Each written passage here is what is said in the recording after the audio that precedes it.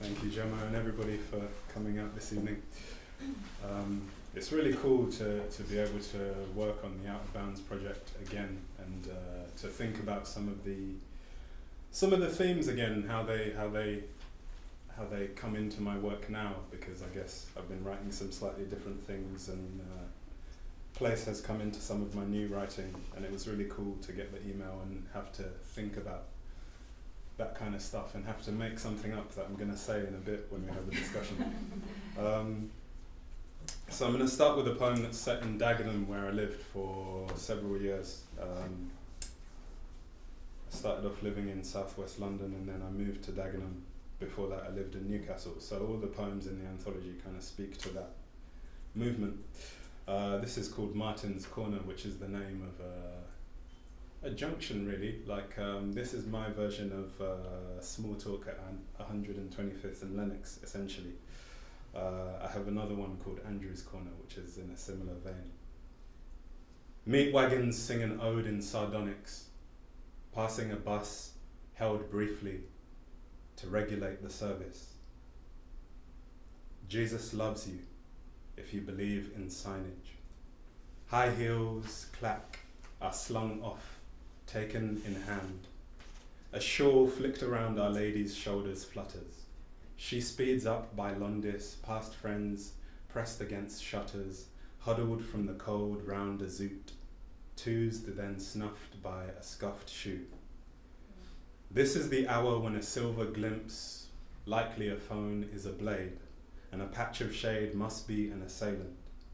A couple on their second date claim a requisite slow dance in the space where restraint cuts its eye at recklessness.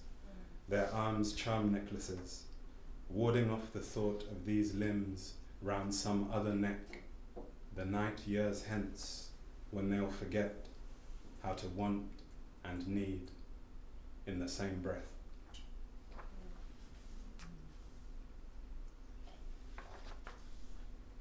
I thought I might read some poems that have to do with sound and music. That's a kind of recurrent fascination for me. My first language is Bemba, and I learned English partially by listening and learning and singing the lyrics of Bob Marley. And since then I've kind of always been fascinated by lyrics, the ways in which they hold an emotion and code it in a musical way. But I'm also fascinated by what DJs do, which is to almost do the same thing with emotion, manipulate emotion the way writers do, but with other people's music. I think there's something really beautiful about that. So this is called The Colour of James Brown's Scream. It's dedicated to a DJ called Larry Levan, who was resident at the Paradise Garage in New York in the late 70s through until the early 90s, I believe. I have known you by many names, but today you are Larry Levan, your hand on the platter in the smoky room of a garage regular's memory. You are keeping when doves cry in time as you swing your hips and sweat drips from your hair the colour of James Brown's Scream. King of King Street, we're still moving to the same sound, though some of us don't know it's your grave we dance on. Cutting shapes, machismo lost to the beat. Every roadman is a sweet boy if the DJ plays Heartbroken at just the right time for these jaded feet. Teach us to shapeshift, Legba. You must know I'd know your customary shuffle, that phantom limp anywhere, that I see your hand in the abandon of a couple, middle of the floor sliding quick and slick as a skin fade by the hand of a Puerto Rican clipper man who wields a cutthroat like a paintbrush. Let us become like them, a moving ode to sweat, ordering beer in a corporeal language from a barman who replies by sweeping his arms in an arc, Willy Ninja style. To fix a drink our lips will yearn for, a taste we've been trying to recreate ever since. So if you don't know Willy Ninja, check out a film called Paris is Burning, and then every way in which you move will start to feel inadequate. Like the way you go into a room will start to feel like not enough. You'll need to change things up if you see Willy Ninja. Like, it's amazing. There's one particular performance where I think he's just moving backwards. But the way that he does it is nuts. I'm going to read these two poems because they speak to some time that I've spent in the north of England and also in Scotland, which is one of my favourite, I think, places. My uncle is a doctor, and in the 90s he was living in Inverness and then Glasgow and then Livingston, which is near Edinburgh. And we went out there to visit him, and it was weird. There was grown men standing around a miniature racetrack racing remote controlled cars. That was a big thing in Livingston. And then he took us to the pub to meet some of his friends, and the friendliness is something that really stayed with me. And I got a chance to go back to Scotland and live there for 5 weeks as part of a residency. I was by a place called, on Argyll, and by a place called Loch Long. And I was asked to write something in response to the work of a photographer, and he had this photograph of Loch Long from 1953. And I looked at it, and it transported me straight back. So this is Loch Long by Edgarton, Argyll. Where night is a crow troubling the surface of the water, and the light of morning is the breadth of a lover's gaze, and the lochside mist gives you back to landscape, I'll wait for you. Where headlights are slow fish swimming miles of cobbled river, and this cigarette's glow is the effortless grace of a firefly, and your troubles are bright as paper lanterns given to the sky by fire, you'll find me. Where the ends of the earth are the view from a cabin window, and the past is an old song nobody knows how to sing anymore. And this moment is sudden rain, soaking you through to the skin. I'll meet you. This is a poem called This Poem Contains Gull Song. You won't be surprised to find this set in Newcastle upon Tyne, where the song of gulls is ubiquitous. This poem contains gull song, though not song as such so much as guttural injunction.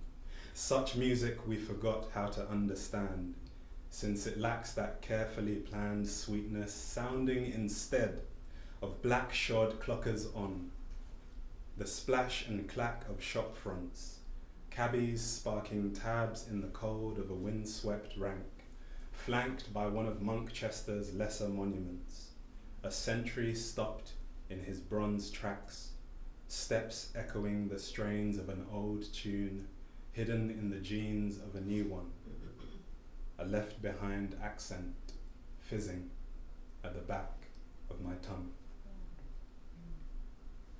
I read a Zambian poem, and then I read some really new stuff from a manuscript that I'm carrying around with me in an attempt to finish at the moment.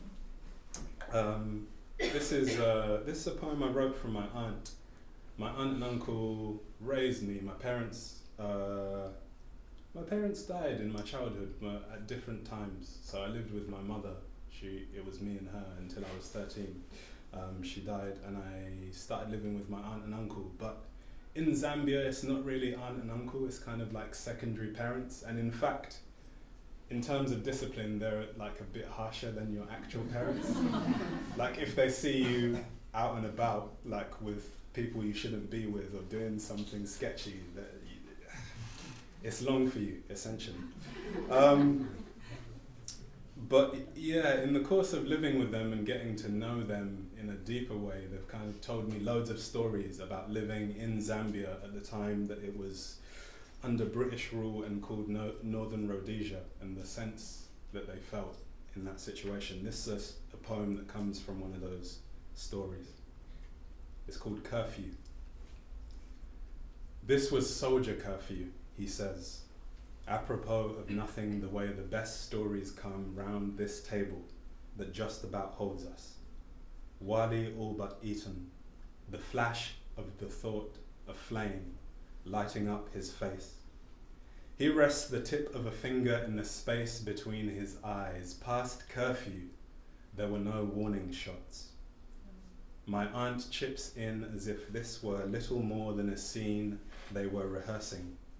You had to have a man with you at all times, especially at night, so my cousin would walk me home.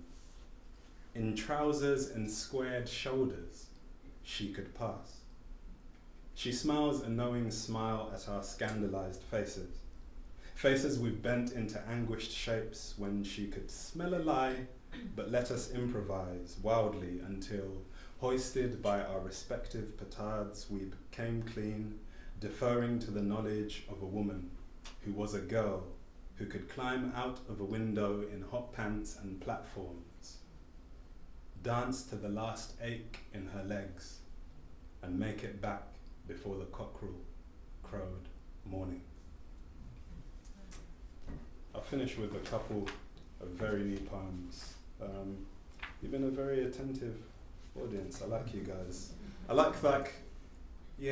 like when people make sounds, like almost involuntary sounds in response to the work. That's when you know that a particular line is working, when someone's like, and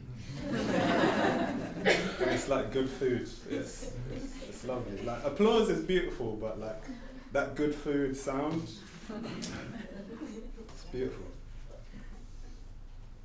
So this is a really new poem. It's a love poem of sorts. Although it's kind of more of a I still love you after all this time poem. It's called The Nword. It's about, like, there are certain gestures which break down human communication into like the most efficient transaction that you can make, and I think nodding to someone, like, just, yeah, I think that's one of them. When we're strangers that pass each other in the street, it will come down to this tilt of the head, acknowledging another version of events set in a new build years from now, a mess of a place filled with books and records, our kids thick as thieves redefining all notions of mischief. Perhaps our paths will cross in a city of 7 hills as the light draws your face out from the bliss of anonymity.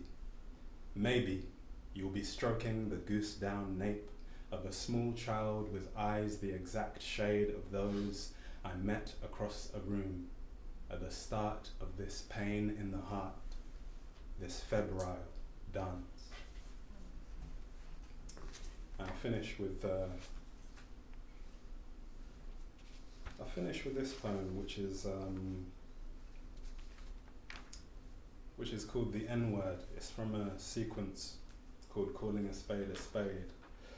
I could go into that stuff, but we're going to have a discussion, so like if you're curious, ask me or we can talk afterwards. But one of the things I've been thinking about is the spaces in which injurious names and slurs and things like that have come into my life. Where have I been in that moment? Who else was around? That kind of stuff. The Nword. You sly devil, lounging in a Pinter script, or pitched from a transit van's rolled down window. My shadow on this unlit road, though you've been smuggled from polite conversation. So when a friend of a friend has you poised on his lips, you are not what he means. No call for bald fist, since he's only signifying on the sign, making wine from the bad blood of history. Think of how you came into my life that day, of leaves, strewn as I had never seen them strewn, knocking me about the head with your dark